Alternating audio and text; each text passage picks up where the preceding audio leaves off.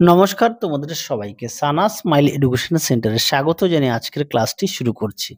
আশা করি তোমরা থাম্বনেলটি দেখেই বুঝতে পেরে গেছো। আজকে সমাধান করে দেখাবো তোমাদের ষষ্ঠ শ্রেণীর ভূগোল বিষয়ে সাজেশন, যার প্রশ্নমান আছে 2। আগের ভিডিওতে তো দেখিয়েছিলাম 2 নম্বরের বেশ কিছু প্রশ্ন, আরও কিছু এক্সট্রা তোমাদের দেখিয়ে দিলাম যাতে তোমাদের পড়তে সুবিধা হয়। বেশিরভাগই প্রশ্ন দেওয়া আছে তোমাদের পাঠ্য বই থেকে ও সহায়িকা বই থেকেও কিছু দেখানো আছে। চলো এবার আমরা মূল বিষয়ে যাই। এই সমস্ত প্রশ্নের উত্তরগুলো তোমাদের রায় ও মার্টিন প্রশ্নবিচিত্রার যে মডেল সেটগুলো সমাধান করে দেওয়া আছে সেখান থেকে তোমরা ওই সমস্ত প্রশ্নের উত্তরগুলি পেয়ে যাবে। তোমরা যারা দেখোনি অবশ্যই প্লে লিস্টে গেলে পেয়ে যাবে। চলো প্রথম প্রশ্ন আছে কি, এক দাগে আছে, দেখো উপর প্রশ্নমান দেওয়া আছে 2 অথবা 3। একে আছে কয়াল কাকে বলে, এই প্রশ্নের উত্তরটি পাঠ্য বইতে 77 নম্বর পেয়ে যাবে, পেজে পেয়ে যাবে। 2 আছে দুন কাকে বলে, এই প্রশ্নের উত্তরটি পেয়ে যাবে তোমাদের পাঠ্য বইতে 72 নম্বর পেজে। 3 আছে মহাবৃত্ত কাকে বলে, পাঠ্য বইয়ে 23 নম্বর পেজে পেয়ে যাবে।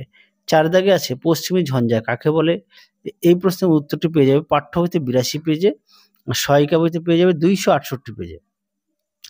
5 আছে কালবৈশাখী কাকে বলে, এই প্রশ্নের উত্তরটি সহায়িকা বইতে পেয়ে যাবে 267 পেজে, আর পাঠ্য বইতে পেয়ে যাবে 80 নম্বর পেজে।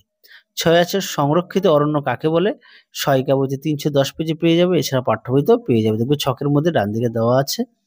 পরবর্তী দেখো, সাথে ভারতকে নদীমাতৃক দেশ বলা হয় কেন, উত্তরটি পেয়ে যাবে সহায়িকা বইতে 247 পেজে। পরবর্তী প্রশ্ন দেখো, 8 দাগে দেখো মাটির ব্যবহার লেখো, এটা পেয়ে যাবে সহায়িকা বইতে 72 পেজে, সহায়িকা না পাঠ্য বইতে পেয়ে যাবে 72 পেজে। 9 দেখো অ্যালবেডো কি, এটা পেয়ে যাবে পাঠ্য বইতে 46 নম্বর পেজে, একদম নিচে দেখবে ছকের মধ্যে প্রথম লাইনেই আছে, এলোমেলো সাজানো আছে, সেখান থেকেই দেওয়া আছে। 10 দেখো গিরিপথ বলতে কি বোঝো, পাঠ্য বইতে 71 নম্বর পেজে পেয়ে যাবে। 11 দাগে দেখো শব্দ দূষণের ফলে 4টি রোগের নাম লেখো, এটাও পাঠ্য বইতে 64 নম্বর পেজে পেয়ে যাবে।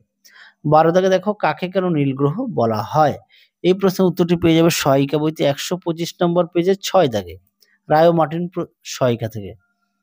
13 দাগে দেখো প্রচলিত কি, আচ্ছা এটা পাঠ্য বইতে 109 পেজে পেয়ে যাবে, দেখবে যে মানচিত্র অধ্যায়টি আছে, হ্যাঁ সেখান থেকে পেয়ে যাবে।